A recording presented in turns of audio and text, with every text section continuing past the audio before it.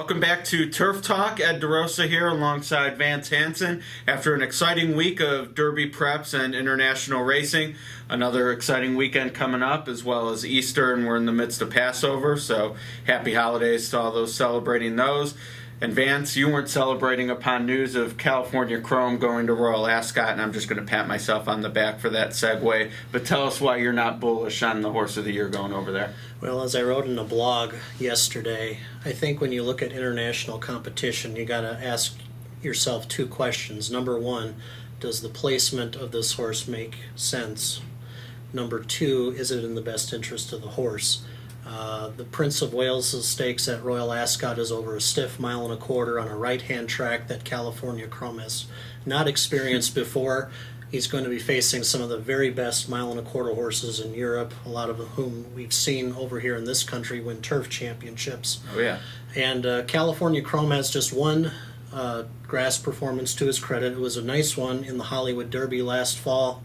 But let's face it, he was not facing Grade 1 competition, no matter what you want to say about the race. Now, going on to the second question, is this in the best interest of the horse? Well, obviously, trainer Art Sherman has been very vocal in thinking this is not a good move for California Chrome. He's explicitly stated that on radio and to the print media, and he is better able to judge, I think, than California Chrome's owners what is in the best interest of the horse and how he thinks he'll handle this. Yeah, fair points. I mean, I certainly don't mind the try, absent what you said. I mean, on balance, if owners say, hey, we have the Horse of the Year, let's take a shot at Ascot, I say why not. I also think it comes at a convenient time in the calendar. I mean, you sort of joked about the Californian Stakes. He's not missing anything over here that I feel like top ranked horses need to compete in. I would rather seen him in the Big Cap than the Dubai World Cup, but I'm not going to cry that he's not pointing for the the Santa Anita Gold Cup instead of Ascot. So from that perspective, I don't mind, and I love that they seem to be considering the Arlington Million. I'd rather him prep for it over here, though, so he can give his best effort. He's going to be up against it now pretty much all summer.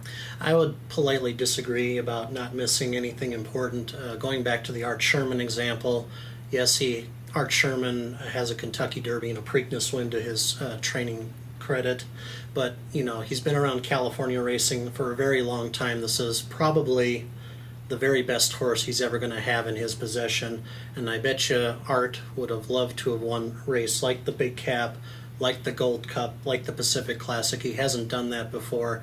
Unfortunately, he's not going to probably get the opportunity to win those type of races with this quality animal again. And also, I think it's a big loss to American racing in general because, as I wrote in a blog over the winter, we've lost a net 9 Grade 1 stakes for older horses at a mile or over in the last 20 or 30 years. And a lot of it has to do with premature retirements. It has a lot to do with, the Dubai factor, the World Cup attracting some of our best American dirt horses over there. And it would be just great if we could have more signature races for older horses, especially in the early part of the year again. Races like the Pimlico Special, Oaklawn Handicap. I'd love to see those races upgraded again at some point, but it's not going to happen if, horses like California Chrome shoot for the moon and go to a place like Royal Ascot, where I argue he probably doesn't have a really good chance of performing. No, I saw he was the favorite in the ante-post, but we know that's ridiculous. I mean, he has no business being the favorite for a race like that. You mentioned 2 races I am fond of, Pimlico Special and Oaklawn, yet Shared Belief, who I think is the best horse maybe in the world, certainly in this country, skipping both, or I don't want to say skipping, but absconding both for $1.5 million at Charlestown.